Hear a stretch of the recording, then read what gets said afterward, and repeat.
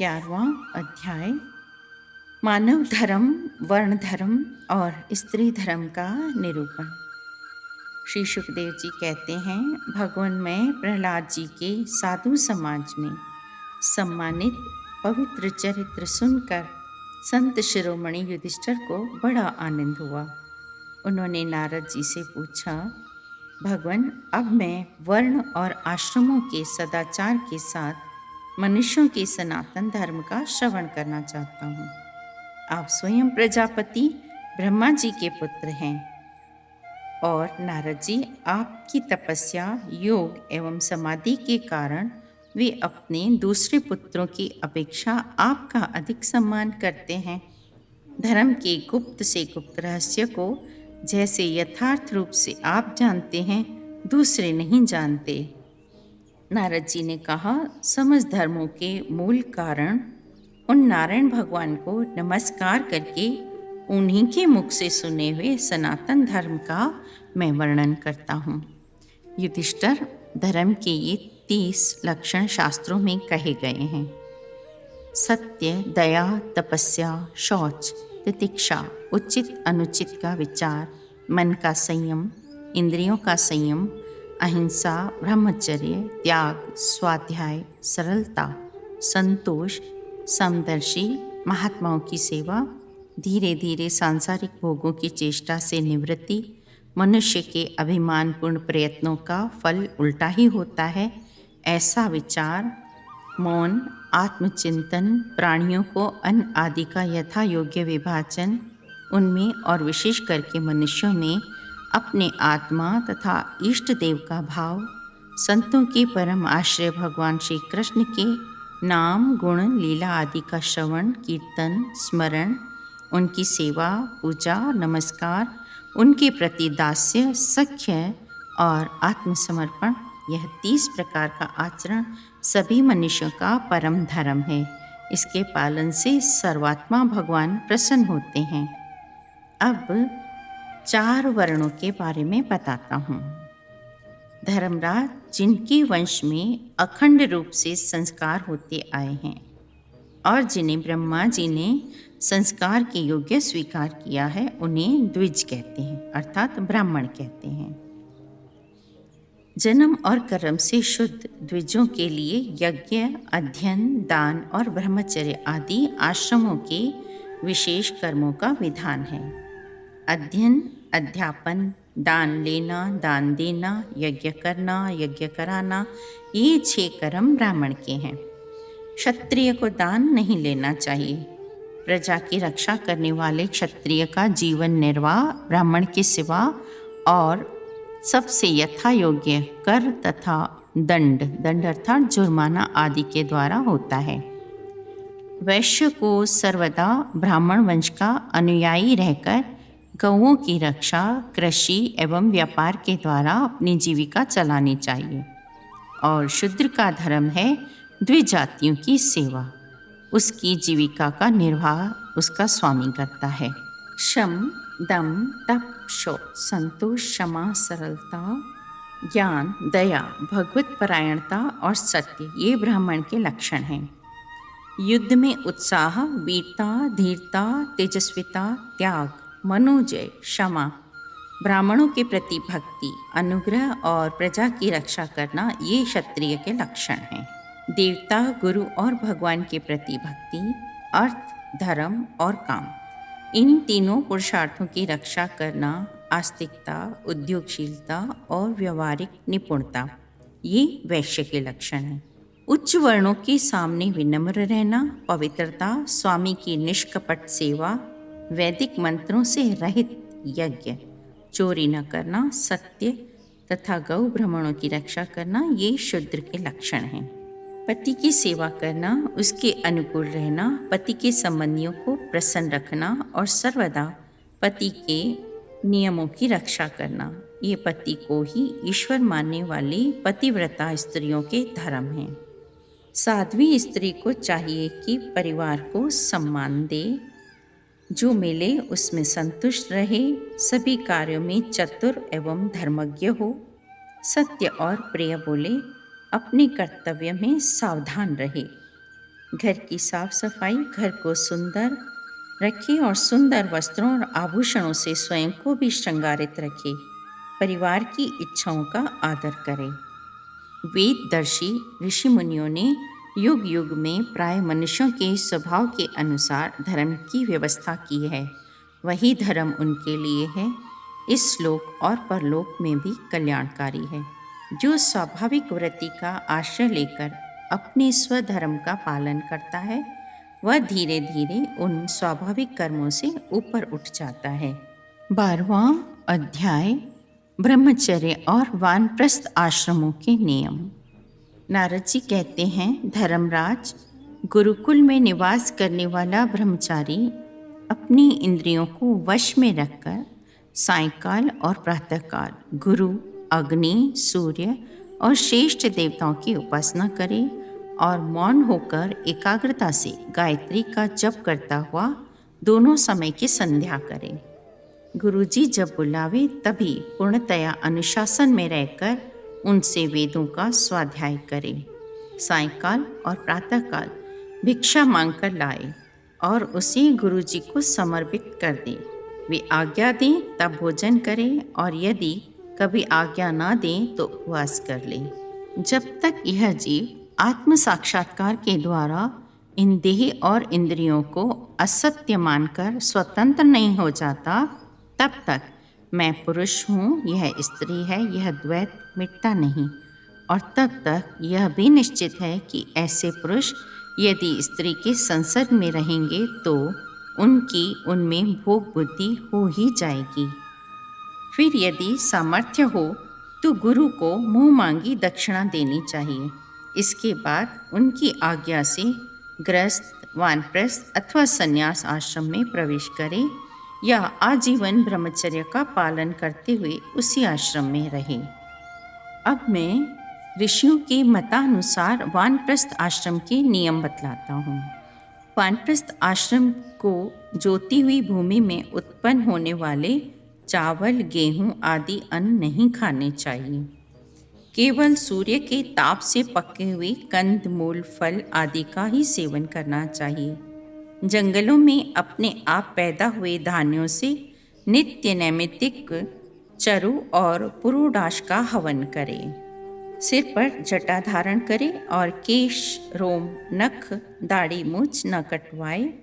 मैल को भी शरीर से अलग न करें। कमंडल, मृग चर्म, दंड, अग्निहोत्र की सामग्रियों को अपने पास रखे। वानप्रस्थी पुरुष जब रोग अथवा बुढ़ापे के कारण अपने कर्म पूरे न कर सके और वेदांत विचार करने की भी सामर्थ्य न रहे, तब उसे अनशन आदि व्रत करनी चाहिए। अनशन के पूर्व ही वह अपने आहवनीय आदि अग्नियों को अपनी आत्मा में लीन कर ले, मैंपन और मेरेपन का त्याग कर दे। 13वां अध्याय यति धर्म का निरूपण और अद्भुत प्रहलाद संवाद। नारद जी कहते हैं, धर्मराज, यदि वानप्रस्थी में ब्रह्म विचार का सामर्थ्य हो तो शरीर के अतिरिक्त और सब कुछ छोड़कर वह संन्यास ले ले तथा किसी भी व्यक्ति, वस्तु, स्थान और समय की अपेक्षा न रखकर एक गांव में एक ही रात ठहरने का नियम लेकर पृथ्वी पर विचरण करे। यदि वह वस्त्र पहने तो केवल कौपीन, जिससे सिर्फ अंग ढक जाएं। जब तक कोई आपत्ति न आए तब तक दंड तथा अपने आश्रम के चिन्हों के सिवा अपनी त्यागी हुई किसी भी वस्तु को ग्रहण न करे। सन्यासी को चाहिए कि वह समस्त प्राणियों का हितैषी हो, शांत रहे, भगवत परायण रहे और किसी का आश्रय न लेकर अपने आप में ही रमे एवं अकेला ही विचरे। अपनी जीवन निर्वाह के लिए कोई जीविका न करे, केवल वाद विवाद के लिए कोई तर्क न करे और संसार में किसी का पक्ष न ले। शिष्य मंडली न जुटाए, बहुत से ग्रंथों का अभ्यास न करे। शांत, समदर्शी एवं महात्मा सन्यासी के लिए किसी आश्रम का बंधन धर्म का कारण नहीं है, परंतु वह आत्म अनुसंधान में मग्न हो। वह अत्यंत प्रतिभाशाली होने पर भी साधारण मनुष्यों की दृष्टि से ऐसा जान पड़े मानो कोई गूंगा हो। युधिष्ठिर, इस विषय में महात्मा लोग एक प्राचीन इतिहास का वर्णन करते हैं। वह है दत्तात्रेय मुनि और भक्तराज प्रहलाद का संवाद। एक बार भगवान के परम प्रेमी प्रहलाद जी कुछ मंत्रियों के साथ लोगों के हृदय की बात जानने की इच्छा से लोकों में विचरण कर रहे थे। उन्होंने देखा कि सह्यव पर्वत की तलहटी में कावेरी नदी के तट पर पृथ्वी पर एक मुनि पड़े हुए हैं। उनके शरीर की निर्मल ज्योति अंगों के धूल धूसरित होने के कारण ढकी हुई थी। उनके कर्म, आकार, वाणी और वर्ण आश्रम आदि के चिन्हों से लोग यह नहीं समझ सकते थे कि वह कोई सिद्ध पुरुष है या नहीं। भगवान के परम प्रेमी प्रहलाद भगत ने अपने सिर से उनके चरणों का स्पर्श करके प्रणाम किया और विधि पूर्वक उनकी पूजा करके जानने की इच्छा से यह प्रश्न किया, भगवान, आपका शरीर उद्योगी और भोगी पुरुषों के समान हृष्ट पुष्ट है। संसार का यह नियम है कि उद्योग करने वालों को धन मिलता है, धन वालों को ही भोग प्राप्त होता है और भोगियों का ही शरीर हृष्ट पुष्ट होता है, और कोई दूसरा कारण हो नहीं सकता। भगवान, आप कोई उद्योग तो करते नहीं, यूं ही पड़े हैं, इसलिए आपके पास धन है नहीं, फिर आपको भोग कहाँ से प्राप्त होंगे? ब्राह्मण देवता, बिना भोग के ही आपका यह शरीर इतना हृष्ट पुष्ट कैसे है? यदि हमारे सुनाने योग्य हो तो बतलाइए। ऐसी अवस्था में आप सारे संसार को कर्म करते हुए देखकर भी समभाव से पड़े हुए हैं, इसका कारण क्या है? नारद जी कहते हैं, धर्मराज, जब प्रहलाद जी ने महामुनि दत्तात्रेय जी से इस प्रकार प्रश्न किया, तब वे उनकी अमृतमयी वाणी के वशीभूत हो मुस्कुराते हुए बोले, दैत्यराज, सभी श्रेष्ठ पुरुष तुम्हारा सम्मान करते हैं। मनुष्यों को कर्मों की प्रवृत्ति और उनकी निवृत्ति का क्या फल मिलता है, यह बात तुम अपनी ज्ञान दृष्टि से जानते ही हो। तुम्हारी अनन्य भक्ति के कारण देवादिदेव भगवान नारायण सदा तुम्हारे हृदय में विराजमान रहते हैं। तो भी प्रहलाद, मैंने जैसा कुछ जाना है उसके अनुसार मैं तुम्हारे प्रश्नों का उत्तर देता हूँ। प्रहलाद जी, तृष्णा एक ऐसी वस्तु है जो इच्छानुसार भोगों के प्राप्त होने पर भी पूरी नहीं होती। उसी के कारण जन्म मृत्यु के चक्कर में भटकना पड़ता है। तृष्णा ने मुझसे न जाने कितने कर्म करवाए और उनके कारण न जाने कितनी योनियों में मुझे डाला। कर्मों के कारण अनेकों योनियों में भटकते भटकते दैववश मुझे यह मनुष्य योनि मिली है। परंतु मैं देखता हूँ कि संसार के स्त्री पुरुष कर्म तो करते हैं कि सुख की प्राप्ति हो और दुख की निवृत्ति हो, किंतु उसका फल उल्टा ही हो जाता है। वे और भी दुख में पड़ जाते हैं। इसलिए मैं कर्मों से उपरत हो गया हूँ। इसलिए समस्त भोगों को तुच्छ समझकर मैंने अपने प्रारब्ध को भोगते हुए पड़ा रहता हूँ। लोभी और इंद्रियों के वश में रहने वाले धनियों का दुख तो मैं देखता ही रहता हूँ। भय के मारे उन्हें नींद नहीं आती, सब पर उनका संदेह बना रहता है। वे राजा, चोर, शत्रु, स्वजन, पशु पक्षी, याचक और काल से, यहाँ तक कि कहीं मैं भूल न कर बैठूं, कहीं अधिक खर्च न कर दूं, इस आशंका से अपने आप से भी सदाई डरते रहते हैं। इस लोक में मेरे सबसे बड़े गुरु हैं अजगर और मधुमक्खी। उनकी शिक्षा से मैंने वैराग्य और संतोष की प्राप्ति की है। मधुमक्खी जैसे मधु इकट्ठा करती है, वैसे ही लोग बड़े कष्ट से धन संचय करते हैं, परंतु दूसरा कोई और ही उस धनराशि का स्वामी बन जाता है। मैं अजगर के समान निश्चेष्ट पड़ा रहता हूँ और देववश जो कुछ मिल जाता है उसी में संतुष्ट रहता हूँ। यदि नहीं मिलता है तो बहुत दिनों तक धैर्य धारण कर यूं ही पड़ा रहता हूँ। इस प्रकार आत्म साक्षात्कार के द्वारा आत्मस्वरूप में स्थित होकर निष्क्रिय एवं उपरत हो जाए। प्रहलाद जी, मेरी यह आत्मकथा अत्यंत गुप्त है, तुम भगवान के अत्यंत प्रेमी हो, इसलिए मैंने तुम्हारे प्रति इसका वर्णन किया है। नारद जी कहते हैं, महाराज, प्रहलाद जी ने दत्तात्रेय मुनि से परमहंसों के इस धर्म का श्रवण करके उनकी पूजा की और फिर उनसे विदा लेकर प्रसन्नता से अपनी राजधानी की ओर लौट गए। 14वां अध्याय, गृहस्थ संबंधी सदाचार। राजा युधिष्ठिर ने पूछा, देवर्षि नारद, मेरे जैसा गृह आसक्त गृहस्थ बिना विशेष परिश्रम के इस पद को किस साधन से प्राप्त कर सकता है? आप कृपा करके मुझे बतलाइए। नारद जी ने कहा, युधिष्ठिर, मनुष्य गृहस्थाश्रम में रहे और गृहस्थ धर्म के अनुसार सब काम करे, परंतु उन्हें भगवान के प्रति समर्पित कर दे और संत महात्माओं की सेवा भी करे। अवकाश के अनुसार विरक्त पुरुषों के साथ निवास करे और बार बार श्रद्धापूर्वक भगवान के अवतारों की लीला सुधा का पान करता रहे। जैसे स्वप्न टूट जाने पर मनुष्य स्वप्न के संबंधियों से आसक्त नहीं रहता, वैसे ही ज्यों ज्यों सत्संग के द्वारा बुद्धि शुद्ध हो, त्यों ही त्यों शरीर, स्त्री, पुत्र, धन आदि की आसक्ति स्वयं छोड़ता चला जाए, क्योंकि एक न एक दिन ये छूटने ही वाली है। बुद्धिमान पुरुष को आवश्यकता के अनुसार ही घर और शरीर की सेवा करनी चाहिए, अधिक नहीं।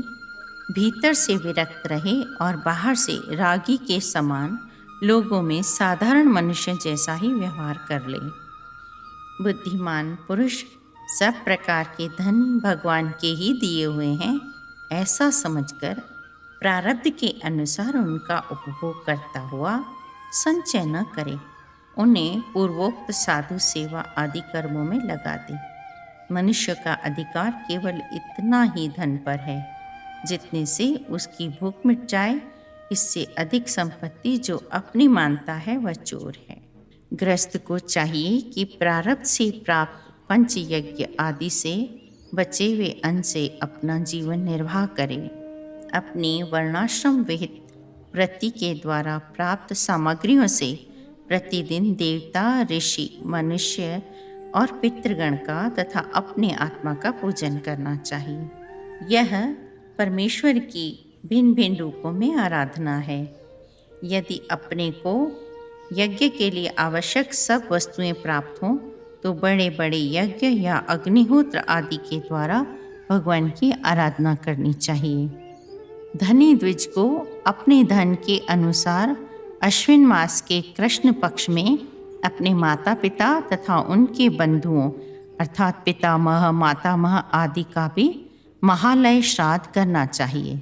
इसके सिवा मकर संक्रांति, चंद्र ग्रहण या सूर्य ग्रहण के समय, द्वादशी के दिन, अक्षय तृतीया, अक्षय नवमी, मघा नक्षत्र से युक्त पूर्णिमा और प्रत्येक महीने की पूर्णिमा, ये योग सभी पुण्य कर्मों के लिए उपयोगी हैं। ये कल्याण की साधना के उपयुक्त और शुभ की अभिवृद्धि करने वाले हैं। इन अवसरों पर अपनी पूरी शक्ति लगाकर शुभ कर्म करने चाहिए। इसी में जीवन की सफलता है। जहाँ जहाँ भगवान के अर्चावतार हैं, वे सब के सब देश अत्यंत पवित्र हैं। कल्याणकामी पुरुष को बार बार इन देशों का सेवन करना चाहिए। इन स्थानों पर जो पुण्य कर्म किए जाते हैं, मनुष्यों को उनका 1000 गुना फल मिलता है। युधिष्ठिर, त्रेता आदि युगों में जब विद्वानों ने देखा कि मनुष्य परस्पर एक दूसरे का अपमान आदि करते हैं, तब उन लोगों ने उपासना की सिद्धि के लिए भगवान की प्रतिमा की प्रतिष्ठा की। तभी से कितने ही लोग बड़ी श्रद्धा और सामग्री से प्रतिमा में ही भगवान की पूजा करते हैं, परंतु जो मनुष्य से द्वेष करते हैं उन्हें प्रतिमा की उपासना करने पर भी सिद्धि नहीं मिल सकती। युधिष्ठिर, मनुष्यों में भी ब्राह्मण विशेष सुपात्र माना गया है। 15वां अध्याय, गृहस्थों के लिए मोक्ष धर्म का वर्णन। नारद जी कहते हैं, युधिष्ठिर, कुछ ब्राह्मणों की निष्ठा कर्म में, कुछ की तपस्या में, कुछ की वेदों के स्वाध्याय और प्रवचन में, कुछ की आत्मज्ञान के संपादन में तथा कुछ की योग में होती है। गृहस्थ पुरुष को चाहिए कि श्राद्ध अथवा देव पूजा के अवसर पर अपने कर्म का अक्षय फल प्राप्त करने के लिए ज्ञाननिष्ठ पुरुष को ही हव्य दान करे। अत्यंत धनी होने पर भी श्राद्ध कर्म में अधिक विस्तार नहीं करना चाहिए। धर्म का मर्म जानने वाले पुरुष श्राद्ध में मांस का अर्पण न करें, न स्वयं ही उसे खाएं, क्योंकि पितरों को ऋषि मुनियों के योग्य हविष्य अन्न से जैसी प्रसन्नता होती है वैसी पशु हिंसा से नहीं होती। जो लोग सद्धर्म पालन की अभिलाषा रखते हैं उनके लिए इससे बढ़कर कोई धर्म नहीं है कि किसी भी प्राणी को मन, वाणी और शरीर से किसी प्रकार का कष्ट ना दिया जाए। जैसे पैरों में जूता पहनकर चलने वाले को कंकड़ और कांटों से कोई डर नहीं रहता, वैसे ही जिसके मन में संतोष है उसके लिए सर्वदा और सब कहीं सुख ही सुख है, दुख है ही नहीं। भूख और प्यास मिट जाने पर खाने पीने की कामना का अंत हो जाता है। क्रोध भी अपना काम पूरा करके शांत हो जाता है। परंतु यदि मनुष्य पृथ्वी की समस्त दिशाओं को जीत ले और भोग ले, तब भी लोभ का अंत नहीं होता। लोभ बहुत बड़ा शत्रु है। धर्मराज, संकल्पों के परित्याग से कामनाओं को त्यागने से क्रोध को, जिसे अर्थ कहते हैं, उसे अनर्थ समझकर लोभ को और तत्व के विचार से भय को जीत लेना चाहिए। गुरुदेव की भक्ति के द्वारा साधक इन सभी दोषों पर सुगमता से विजय प्राप्त कर सकता है। हृदय में ज्ञान का दीपक जलाने वाले गुरुदेव साक्षात भगवान ही हैं। स्वयं भगवान ही गुरुदेव के रूप में प्रकट होते हैं। उन्हें लोग भ्रम से मनुष्य मानते हैं। वैदिक कर्म दो प्रकार के हैं। एक तो वे जो वृत्तियों को उनके विषयों की ओर ले जाते हैं, प्रवृत्ति परक, और दूसरे वे जो वृत्तियों को उनके विषयों की ओर से लौटाकर शांत एवं आत्म साक्षात्कार के योग्य बना देते हैं। निवृत्ति परक, प्रवृत्ति परक कर्म मार्ग से बार बार जन्म मृत्यु की प्राप्ति होती है और निवृत्ति परक भक्ति मार्ग या ज्ञान मार्ग के द्वारा परमात्मा की प्राप्ति होती है। प्रवृत्ति परायण पुरुष मरने पर यज्ञ संबंधी द्रव्यों के सूक्ष्म भाग से बना हुआ शरीर धारण करके धूमाभिमानी देवताओं के पास जाता है। फिर क्रमशः रात्रि, कृष्ण पक्ष और दक्षिणायन के अभिमानी देवताओं के पास जाकर चंद्रलोक में पहुंचता है। वहां से भोग समाप्त होने पर अमावस्या के चंद्रमा के समान क्षीण होकर वृष्टि के द्वारा क्रमशः औषधि, लता, अन्न और वीर्य के रूप में परिणित होकर पितृयान मार्ग से पुनः संसार में ही जन्म लेता है। निवृत्ति परायण पुरुष इंद्रियों को मन में, वैकारिक मन को परावाणी में और परावाणी को वर्ण समुदाय में, वर्ण समुदाय को ओम, इन तीन स्वरों के रूप में रहने वाले ओंकार में, ओंकार को बिंदु में, बिंदु को नाद में, नाद की सूत्रात्मक रूप प्राण में तथा प्राण को ब्रह्म में लीन कर देता है। वह निवृत्ति निष्ठ ज्ञानी क्रमशः अग्नि, सूर्य, दिन, सायंकाल, शुक्ल पक्ष, पूर्णमासी और उत्तरायण के अभिमानी देवताओं के पास जाकर ब्रह्मलोक में पहुंचता है और वहां के भोग समाप्त होने पर संसार की ओर से निवृत्त होकर क्रमशः एक से दूसरे देवता के पास होता हुआ ब्रह्मलोक में जाकर अपने स्वरूप में स्थित हो जाता है। वह प्रवृत्ति मार्गी के समान फिर जन्म मृत्यु के चक्कर में नहीं पड़ता। महाराज, भगवत भक्त मनुष्य वेद में कहे हुए इन कर्मों के तथा अन्यान्य स्वकर्मों के अनुष्ठान से घर में रहते हुए भी श्री कृष्ण की भक्ति प्राप्त कर सकता है। युधिष्ठिर, जैसे तुम अपने स्वामी भगवान श्री कृष्ण की गृहस्थ में ही रहकर उनकी कृपा और उनकी सहायता से बड़ी बड़ी कठिन विपत्तियों से पार हो गए हो, उन्हीं के चरण कमलों की सेवा से समस्त भूमंडल को जीतकर तुमने बड़े बड़े राजसु यज्ञ किए हैं। युधिष्ठिर, अब मैं तुम्हें अपने पूर्व जन्म का वृतांत सुनाता हूँ। पूर्व जन्म में मैं महाकल्प में एक गंधर्व था। मेरा नाम था उपबहरण और गंधर्वों में मेरा बड़ा सम्मान था। मेरी सुंदरता, सुकुमारता और मधुरता अपूर्व थी। मेरे शरीर में सुगंधी निकला करती थी। देखने में मैं बहुत अच्छा लगता था। स्त्रियां मुझसे प्रेम करती थीं और मैं सदा प्रमाद में ही रहता था, अभिमान में रहता था। मैं अत्यंत विलासी था। एक बार देवताओं के यहाँ ज्ञान सत्र हुआ। उसमें बड़े बड़े प्रजापति आए थे भगवान की लीला का गान करने के लिए। उन लोगों ने गंधर्व और अप्सराओं को बुलाया। मैं जानता था कि वह संतों का समाज है और वहाँ भगवान की लीला का ही गान होता है। फिर भी मैं स्त्रियों के साथ लौकिक गीतों का गान करता हुआ उन्मत्त की तरह वहाँ जा पहुँचा। देवताओं ने देखा कि यह तो हम लोगों का अनादर कर रहा है। उन्होंने अपनी शक्ति से मुझे शाप दे दिया कि तुमने हम लोगों की अवहेलना की है, इसलिए तुम्हारी सारी सौंदर्य संपत्ति नष्ट हो जाए और तुम शीघ्र ही शूद्र हो जाओ।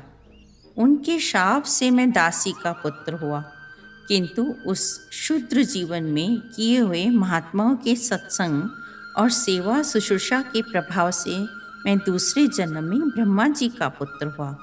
संतों की अवहेलना और सेवा का यह मैंने प्रत्यक्ष अनुभव किया है। संत सेवा से ही भगवान प्रसन्न होते हैं। मैंने तुम्हें गृहस्थों का पाप नाशक धर्म बतला दिया है।